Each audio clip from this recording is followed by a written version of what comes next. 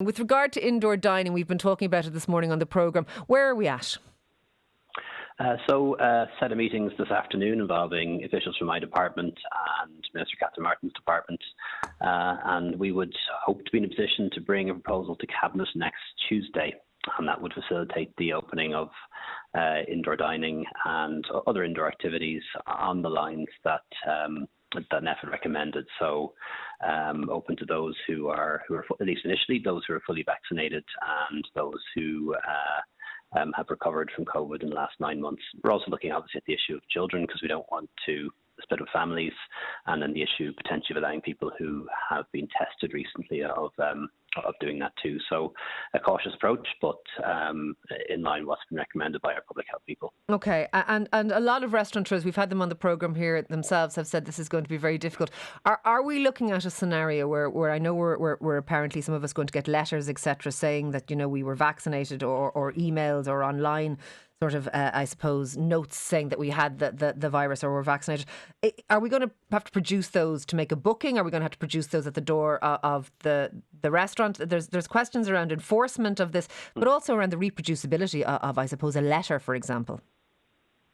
Yeah, and that's exactly the kind of detail that we're trying to work out on a practical level with the industry at the moment. As you know, people will receive their COVID certificates in the post or by email in the next week or two, so they will have evidence of vaccination and evidence of immunity.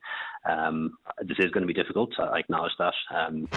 The hospitality industry has had a terrible time for the past year and a half, and this isn't going to be easy, but this is an industry that enforces the law around underage drinking.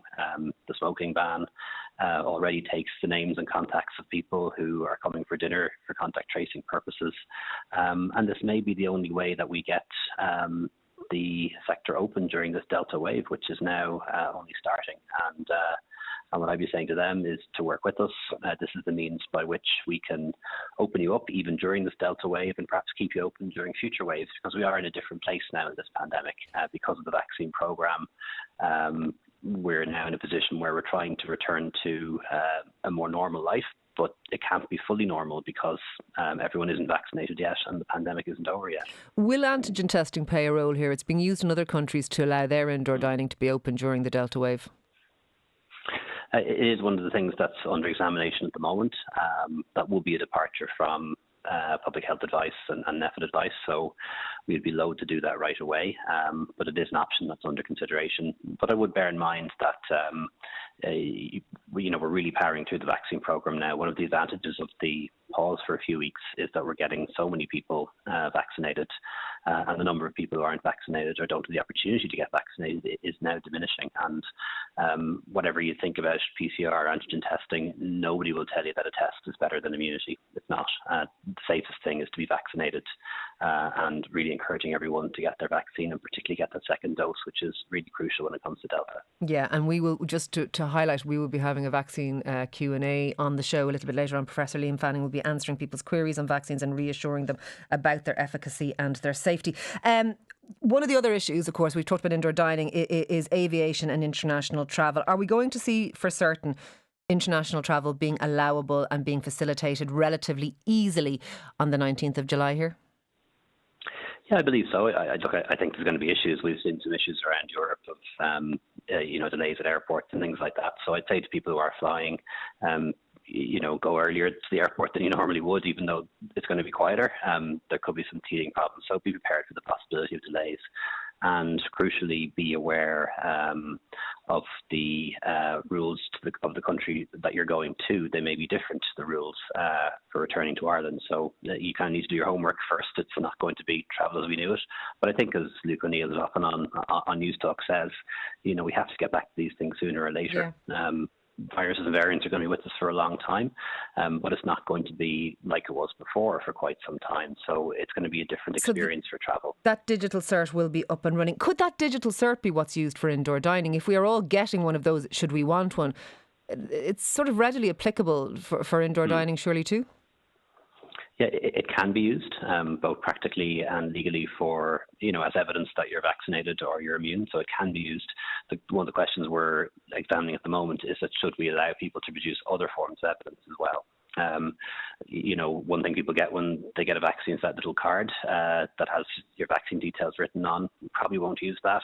It's too easily forged, quite frankly. But perhaps there'd be other things that we could use as well. There are a small number of people who can't get vaccinated for particular reasons. Would a letter from a doctor do? Evidence from a laboratory, for example, and also the whole issue of people coming from other countries, which we have to bear in mind as well. Yeah. People who have their NHS evidence.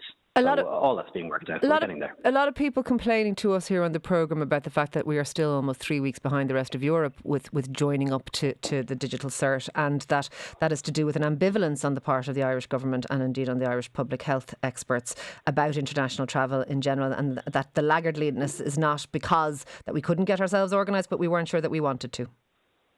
Well, it's certainly not ambivalence. It's extra caution. Throughout this pandemic, we've had much stricter rules around international travel than pretty much anywhere in Europe, and that's been for a reason. Because of the risk of importing cases from areas with the higher incidence and the importation of variants. And that's the reason for it. And we have had stricter rules around foreign travel all along, and particularly in recent months. Given our geography, it's never possible to keep the virus out or the variants out, and it's not even clear that's even possible in places like Australia anymore, given the virulence of Delta. And you can see half Australia's in lockdown at the moment. Yes. But said though it is for that reason. It's not that we couldn't have had it ready. It's that we chose July 19th because we want to be a bit more cautious. You have said about the Delta variant that we shouldn't perhaps be dialing up the fear, and indeed that we should be looking more to the numbers in hospital and ITU.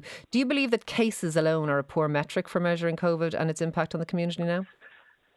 I think cases alone have always been a poor metric, and in fairness to NEFIT, they would agree that you need to look at a number of factors. But what we know now, because of the vaccine programme, is that the link between cases and hospitalisation and deaths is weakened. It's not broken or abolished, but it is significantly weakened. So, for example, if you take the Alpha variant, before about 2% of people would have died as a result of Alpha.